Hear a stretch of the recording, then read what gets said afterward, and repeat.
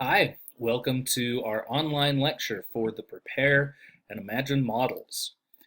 I generally don't like doing this. I feel like my hands are tied, but this misfortune for me can become a fortune for you because now you have a preview of what it's going to take for you to do your main writing assignments for this class. The Prepare and Imagine models are just that. They are models that are designed to help you assess and intervene in a macro setting. So your main project for this semester will be to create some sort of social change, whether it be in an agency, whether it be in a community, or with the population. So where to begin? I recommend you start with your passion. Most people go into social work because they have a population that they really care about. They might have a couple of different populations that they really care about. The idea is that you figure out whatever population that is for you, identify it, and claim it. And then think, what are these people, or what is this group, or this agency or organization, what are they struggling with? Make a list of the different problems that they have. And then from there, you can start saying, well, what kind of organizations out there are already working on this problem? Can't tell you how many people forget to do this step in preparing for their paper. Uh, they go out and say, well, we want to increase access to healthcare. Well, guess what? It's already up there. There's plenty of agencies trying to do that. So try to pick something that isn't already being done, or if it's still a problem that you really care about, see how you can partner with an organization that is already doing this kind of project. That way you've already got lots of support. Anyways, let's move on to the prepare model. So those are some preliminary steps that will lead you into this particular model. You'll have to write up to a 6-page paper on your prepare analysis. Your prepare analysis is akin to an assessment of a client. When you do an assessment of a client, you gather information, you identify problems, you identify strengths, you bring together all of this information so that you have a whole cohesive picture of the person you are working with. Well, that's what your prepare model is supposed to do. It's supposed to give you a cohesive picture of the context and the world in which you will be working. It is not a treatment plan. The treatment plan comes in the Imagine paper. For this assignment, you are simply to look at the problem in as great a detail as you can. And you won't even bring up potential interventions until the very end of this paper. So, hopefully that's clear. I don't want your prepare paper to focus on this is how my project fits these problems. No. You don't start with the project. You start with the problem. Hopefully that's clear. Let's move into the acronym of the prepare model.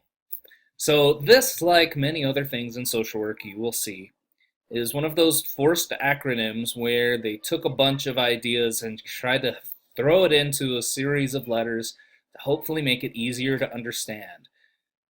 Marsha Linehan, the creator of dialectical behavioral therapy, does this all the time, and it bugs the hell out of me because these acronyms really won't help you understand or remember what these steps are.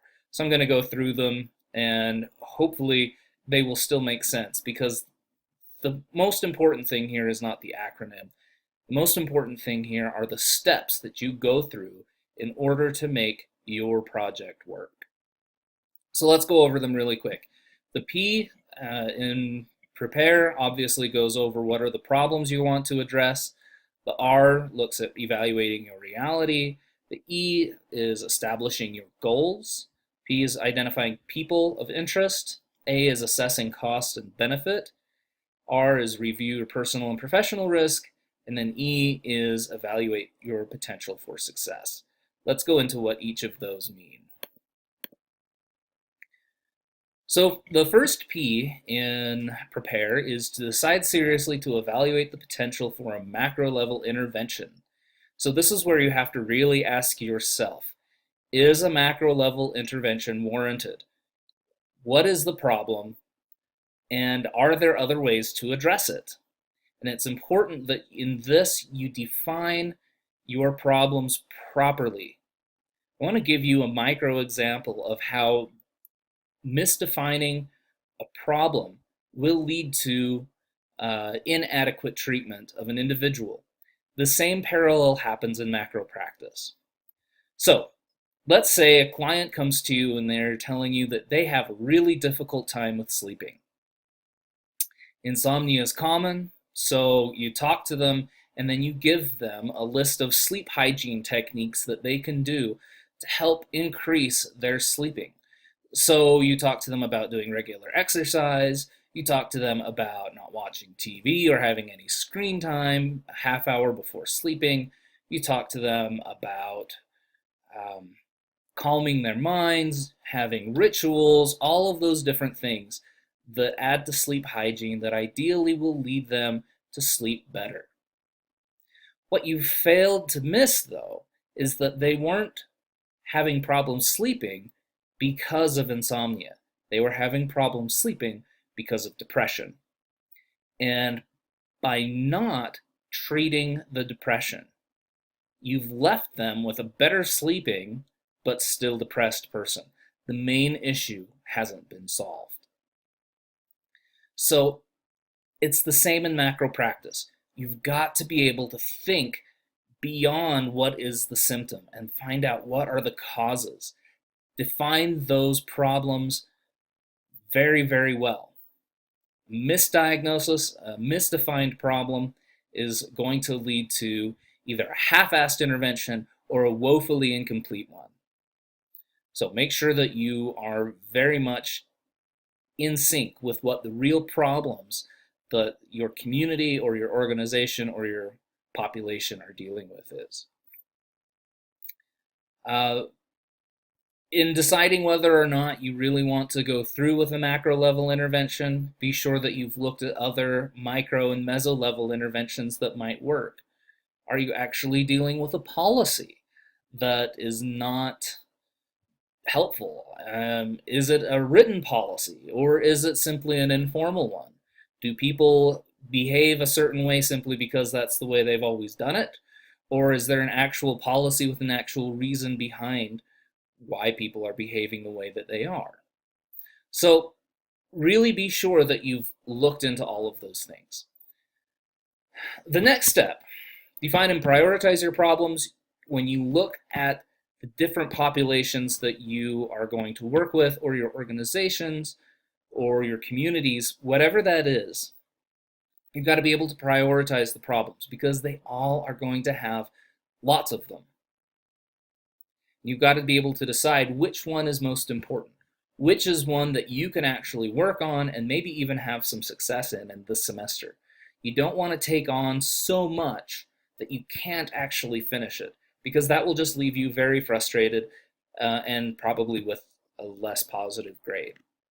So look at what all of those problems are. I'm going to give you an example of this. I worked with an agency that provided outpatient mental health services to a group of patients that lived at a halfway house. This halfway house essentially was housing prisoners who were allowed to be on the outside but were still technically prisoners. In our treatment of these individuals, we found that they were getting sick all of the time. Everyone was getting sick. They were getting the flu, they were getting colds, and it never seemed to end. When we asked, they informed us that they weren't getting any kind of medical attention for their illnesses. They were being denied simple things like Tylenol for their fevers. They were not allowed access to medication, even if prescribed, to help them with their flu. So we saw that as a pretty serious problem. Are there other problems involved with that? Yeah, but since it was affecting so many people, we decided this needs to be addressed at a macro level. We can't just give out the medications ourselves, and we need to make sure that the agency that is supporting them is actually fulfilling their duties. So once we have defined that that is our problem, we need to translate that into a need. The problem that our clients are facing is that they don't have the medical attention that they require. Therefore, this should be obvious, they need what?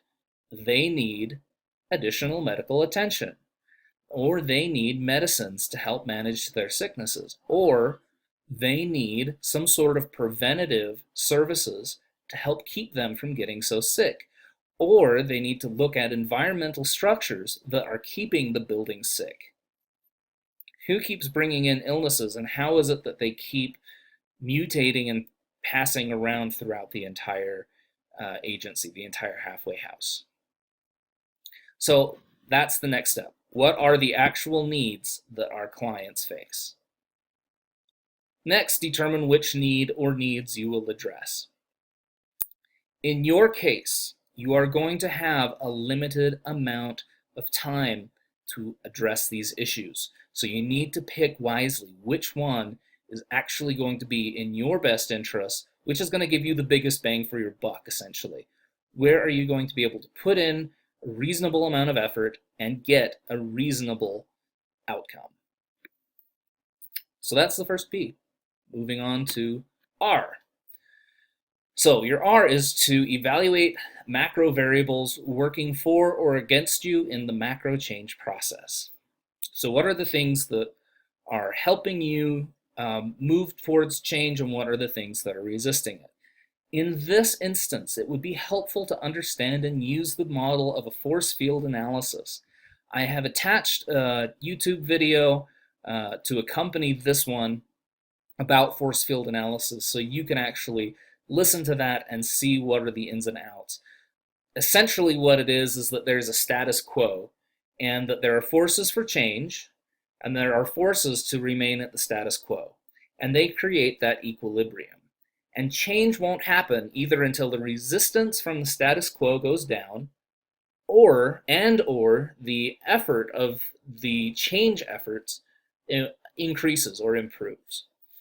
And understanding all of the different variables that affect that can be a helpful way to help you conceptualize exactly what it is that you're taking on. There are a couple examples of things that might help or hinder your particular project. First, are there resources and funding available for your project? We have three main resources in our lives. We have time, we have energy, and we have money. In many cases, probably in most of your cases, college students are poor. We don't have a ton of money to go out there and solve all of the world's problems. So that may be a hindering force. Every agency that you work with is struggling for money. They always are. That is the perpetual problem of all nonprofit agencies. They all need more money. Sometimes they've got a little bit hanging around, and you might get a chance to actually spend some of that. And if so, that might be a force for you in helping you make a change. Look at constricting regulations or laws. Are there policies in place that are keeping you from being able to make a change? And then, how serious are those policies? As I mentioned earlier, some policies are written in stone and they're there for everyone to see, and they might even include some sort of justification for having those policies there, and make you think, well, as much as I'd like this change, perhaps this is better than what it could be. A perfect example of that would be the use of orphanages versus our current system of child welfare checks and foster homes. Foster homes are by no means ideal, not even close, but holy cow, are they better than orphanages. Okay, next, look at the internal political climate. Are the people within the organization, community, or population united? Are they working together? Are they friendly? Or are they backbiting? Or is there conflict or mistrust? All of those things will either work for or against the movement that you will see or that you're trying to accomplish. What are the external political climates that are out there? Certainly being in an election season makes politicians behave differently. So after that, be sure to review your personal reality. I have attached a form for you to go through to help you identify what are your own strengths and weaknesses. I encourage you to use it.